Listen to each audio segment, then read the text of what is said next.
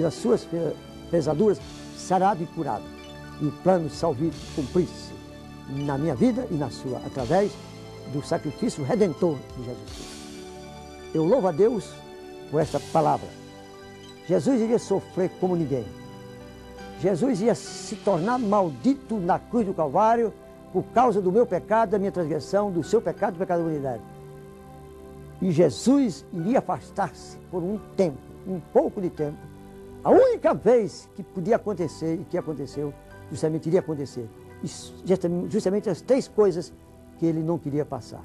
Por isso, quando ele faz as três orações, na última oração, o texto diz: em agonia orava mais intensamente, porque a última etapa dos três pontos que ele iria sofrer era demais para Jesus. O que era demais para Jesus? Sofrimento, além da capacidade, ele iria passar, porque Deus era com ele. E ele era o dono da sua vida. E ele entregou a sua vida, então ele podia suportar, só ele podia fazer isso. Eu não sou dono da minha vida. A minha vida, quem está segurando a minha vida é Deus, como a sua. Então nós sabemos o limite que nós podemos sofrer para que a alma deixe esse corpo e nós pereçamos com a morte. Mas Jesus estava no controle da morte, aleluia. Mas está no controle da vida, louvado seja Deus. E hoje ele, tão certo como ele controla a morte, ele controla a tua vida e ele quer dar vida. Porque por sua morte nós tivemos vida nele. Louvado seja Deus por isso. E a terceira era justamente tornando-se maldito. Quando ele assumiu todo o pecado da humanidade. Quando ele assumiu toda a enfermidade. Quando ele assumiu toda a desobediência. Ali, ele tornou-se maldito e o Pai. A única vez em toda a eternidade, não estou falando no tempo, eternidade. O tempo se conta e a ciência diz que são bilhões de anos.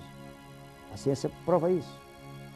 Mas estou falando de eternidade. Não há máquina registradora que resiste números da eternidade. E o Pai, e o Filho, e o Espírito Santo nunca estiveram distantes um do outro. Mas nesse momento, Jesus vê Deus afastado. Quando ele dá aquele brado, Elohim, Elohim, por que me desamparaste? Por causa de mim e de você, ele sacrificou a isso.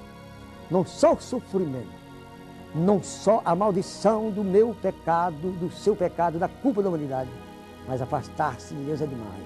E o texto diz, em agonia, orava mais intensamente. Como foi difícil ao meu Salvador passar por isso, por mim e por você.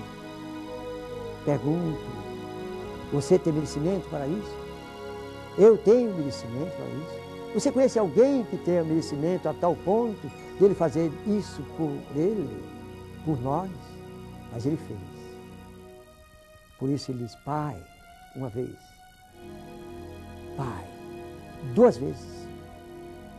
Pai, três vezes. E essa terceira vez foi demais.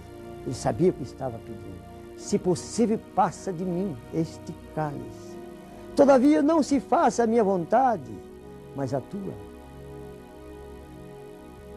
Ele sabia que fazer a vontade de Deus era a melhor coisa para Deus, para Ele, Jesus, e para mim e você, pecador.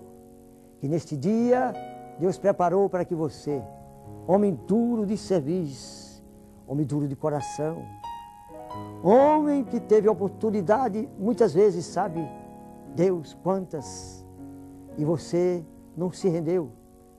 O Espírito de Deus me revela que algumas vezes até você chegou à igreja, houve o apelo, mas você não foi. Alguém lhe entregou o folheto na rua. Alguém mais chegado lhe falou do amor de Jesus. Mas você, com seu coração endurecido, disse, não, noutra oportunidade, outra vez. Eu já tenho a minha religião, mas não é religião, não é igreja. É o Filho de Deus que te chama. É o Filho de Deus que pagou o preço por ti e por mim. É o Filho de Deus que sofreu esse sacrifício atroz, unicamente por amor de mim e de você, pecador. Primeiro ponto da minha mensagem, Getsêmani, significa agonia, e agonia do Filho unigênito de Deus, por amor a mim e a você. Mas hoje nós estamos tomando conhecimento disso, pela sua vontade. Ele quer que você saiba e que você reflita e que você aceite o sacrifício. O sacrifício de Jesus será em vão se você não reconhecer, não aceitar, não receber. Porque Ele fez por amor a você. Para que você não sofra um sofrimento, esse sim, vai ser maior. O sofrimento da perdição eterna. Por Ele querer que você não sofra o sofrimento da perdição eterna, é que Ele sofreu o que só Ele podia sofrer. Mas se você não aceitar o sofrimento dele, escute-me com atenção. Pelo amor de Deus, escute-me com atenção. Se você não aceitar o sofrimento de Jesus Cristo por você, você então vai ter que enfrentar o maior sofrimento que um ser humano vai poder sofrer. Não na capacidade humana que ele tem aqui na terra, mas na capacidade dele ser um homem espiritual e sofrer esse sofrimento com um corpo e alma e espírito numa dimensão que não é esta. E vai ter que sofrer eternamente. E se sabe quais são os sofrimentos da eternidade para que rejeita Jesus Cristo? Vou lhe dizer. Primeiro, é o sofrimento por si próprio, sofrer. O que você entende de sofrimento hoje aqui. Na pele, na carne, na vida. E o sentimento, sofrer. Isso você entende. Mas sofrer pela presença angustiante de estar ao lado de Satanás e os demônios.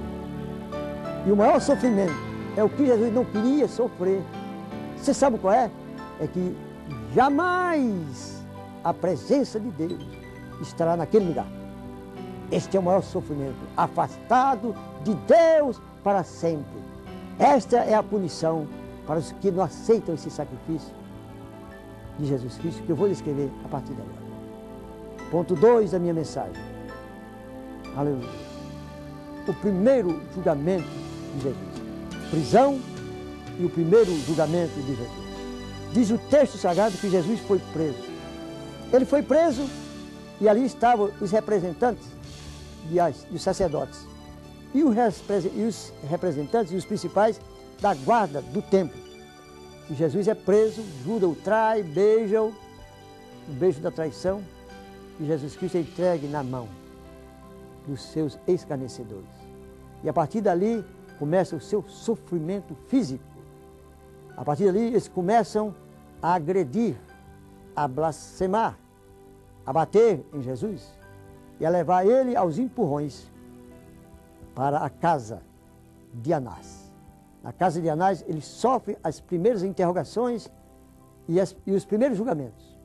Tramado, forjado pelos sacerdotes, pelos escribas, pelos fariseus, pelos saduceus, pelos anciões religiosos da época, que diziam ter a Deus, mas crucificaram o Filho de Deus, por causa da sua posição religiosa que eles tinham. Você está me entendendo? Eu vou repetir, por causa da posição religiosa que eles tinham. Eles preferiam muito mais o amor à sua religiosidade, e aqui eu chamo a atenção de alguns que me ouvem, eles deram mais atenção à sua religiosidade do que ao Filho de Deus enviado em favor dele. Hoje, você que me ouve, pelo amor de Deus, ouça essa palavra, vá às Escrituras, veja o que Deus fez por você, veja que tamanho sacrifício Jesus pagou por você, e você agora se apega à religião, e diz que é por causa da tradição do meu pai, da minha mãe, é porque eu já nasci assim. Mas você não precisa permanecer assim, porque Jesus se manifestou trazendo a graça de Deus e trazendo a salvação. Aleluia.